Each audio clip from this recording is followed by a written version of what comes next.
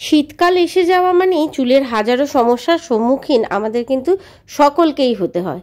সেই কারণে শীতে চুলটা যাতে ভালো থাকে, চুলের যাবতীয় সমস্যা যেমন চুল পড়া, খুশকি, চুলের দুমুখো হয়ে যাওয়া, সেই সমস্যাগুলো থেকে সমাধান পাওয়ার একটা মাত্র উপায় হলো ভালো করে অয়েলিংটা করতে হবে, যাতে মাথার স্ক্যাল্পটাও খুব ভালো পুষ্টি পায়। সেক্ষেত্রে আমরা বলতে পারবো হোমমেড আমলা হেয়ার অয়েলের কথা। হোমমেড আমলা হেয়ার অয়েল কিন্তু চুলের জন্য প্রচণ্ড ভালো, শুধু চুল নয় ত্বকের জন্য কিন্তু ভীষণ ভালো। আমলকির মধ্যে প্রচুর পরিমাণে ভিটামিন, মিনারেল, অ্যান্টিঅক্সিডেন্ট রয়েছে। আমলকিতে প্রচুর পরিমাণে ভিটামিন সি রয়েছে, যা চুলের বৃদ্ধিতে প্রচুর সাহায্য করে। চুলকে ঘন ও লম্বা করতে এবং মজবুত করে তুলতে আমলকির তেল কিন্তু খুব সহজেই বাড়িতে ব্যবহার করা যায়। এখানে আমি কিছু আমলকি নিয়ে নিয়েছি, আমলা নিয়ে নিয়েছি, সেগুলো ভালো করে ধুয়ে পরিষ্কার করে নিতে হবে, শুকিয়ে নিতে হবে। প্রথমে যখনই আমরা তেল বানাবো কোনো কিছু বীজ বা ফল দিয়ে, সেগুলো কিন্তু ধুয়ে প্রথমে শুকিয়ে নিতে হবে, কারণ তেলের মধ্যে যদি সামান্যটুকুও জল যায় তাহলে কিন্তু তেলটা একেবারে নষ্ট হয়ে যাবে আর চুলের জন্য পারফেক্ট হবে না।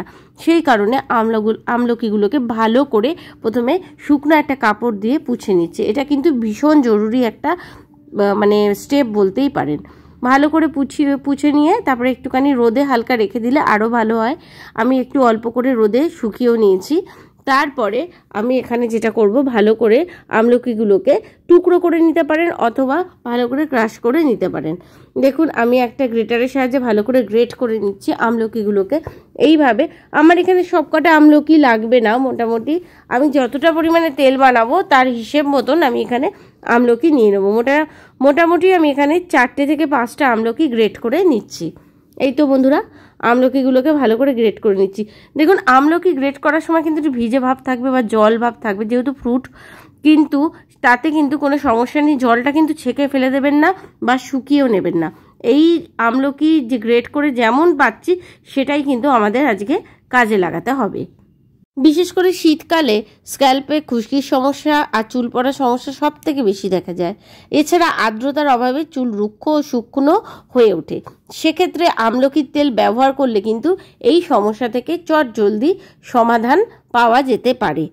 আমলকির মধ্যে যেটা আগেই বলেছি অ্যান্টি ইনফ্লেমেটরি বা অ্যান্টিব্যাকটেরিয়াল উপাদান আছে, যা চুলের যাবতীয় সমস্যা কিন্তু চটজলদি দূর করে দেবে। তো বন্ধুরা দেখুন এইরকম গ্রেট করে আমি নিয়ে নিয়েছি একটা বাটির মধ্যে। এখানে আমি দুটো প্রসেস দেখাবো, দুটো প্রসেসেই কিন্তু আমলকির তেলটা আপনারা বানাতে পারেন। প্রথম প্রসেসে দেখুন আমি গরম জল নিয়ে নিয়েছি, বেশ ফুটন্ত গরম জল নিয়ে একদম গ্যাস সিম আঁচে করে দিতে হবে। তারপরে একটি বাটির মধ্যে নারকেল তেল যতটা আপনার লাগবে ততটা পরিমাণ নারকেল তেল বাটিটাতে ঢালতে হবে।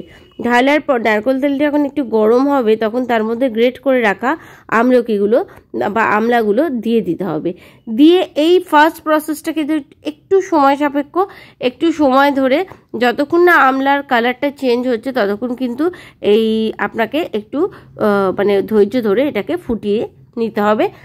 আর পরের যে স্টেপটা হচ্ছে সেটা নারকেল তেলটা বাটিতে দিয়ে তার মধ্যে আমলা দিয়ে একদম ডাইরেক্ট গ্যাসে বসিয়ে দিতে পারেন, গ্যাস জ্বালিয়ে।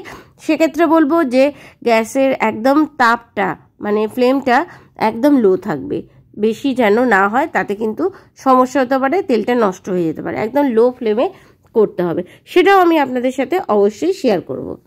তার আগে বলি আমলা কেন আমরা ব্যবহার করব। খুশকির সমস্যা দূর করতে কিন্তু আমলা আমরা ব্যবহার করতে পারি। আমলায় ভিটামিন সি প্রচুর আছে, যা চুলের রুক্ষ শুষ্কভাব কাটিয়ে তোলে, খুশকির সমস্যাও দূর করে। স্ক্যাল্প অপরিষ্কার থাকলেও রুক্ষ হয়ে উঠলে সেখানে খুশকির সমস্যা বাড়ার সম্ভাবনা কিন্তু সব থেকে বেশি থাকে। ভিটামিন সি এর পাশাপাশি আমলকিতে আছে অ্যান্টি ইনফ্লেমেটরি আর অ্যান্টিব্যাকটেরিয়াল প্রপার্টি, যা আপনার মাথার খুশকির সমস্যা দূর করবে, এমনকি স্ক্যাল্পের চুলকানিও কমাবে। স্ক্যাল্প পরিষ্কার রাখার জন্য আমলকির রস বেশ গুরুত্বপূর্ণ। এটি আপনার স্ক্যাল্পের আর্দ্রতা ধরে রাখে, স্ক্যাল্পে পুষ্টি যোগান দেয়, চুলের গোড়া মজবুত করে, চুলে ফেরায় প্রাকৃতিক জেল্লা। তাই আমলকিতে যে অ্যান্টি অক্সিডেন্ট আছে যা চুলের জন্য প্রচণ্ড ভালো, চুলকে নানান ক্ষতির হাত থেকে বাঁচায়।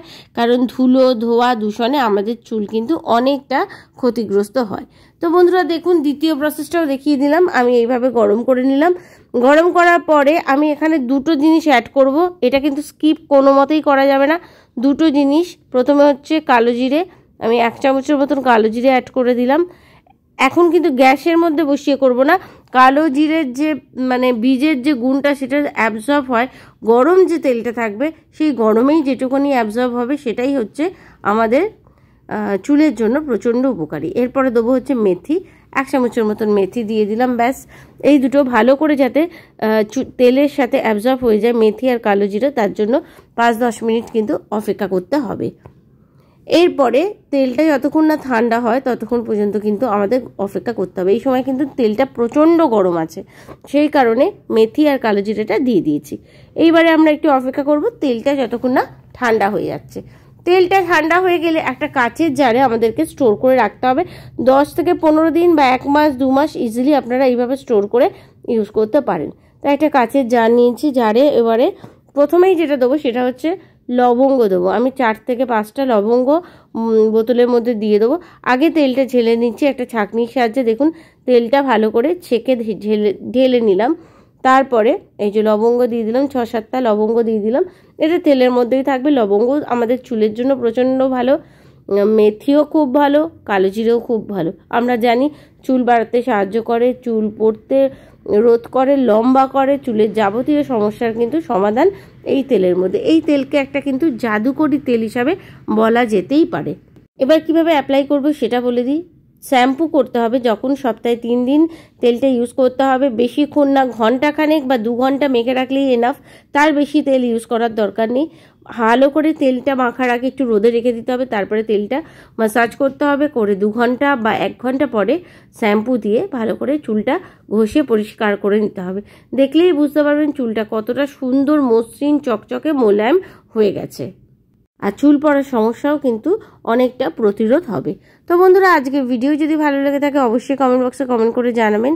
তাহলে আজকের মতন বিদায় নিই, আবার নতুন ভিডিওর সাথে আমি আপনাদের বন্ধু পিয়ালি ঠিক এসে হাজির হয়ে যাব আপনাদের সকলের সামনে। সকলে ভালো থাকবেন, সুস্থ থাকবেন, সাবধানে থাকবেন। আর ভিডিওটা যদি ভালো লেগে থাকে চ্যানেলটা সাবস্ক্রাইব করে পাকাপাকি বন্ধুত্ব করে আমার পাশে থাকবেন। আর ভিডিওটা আপনাদের ফ্রেন্ড, ফ্যামিলি মেম্বার সকলের সাথে প্রচুর শেয়ার করবেন।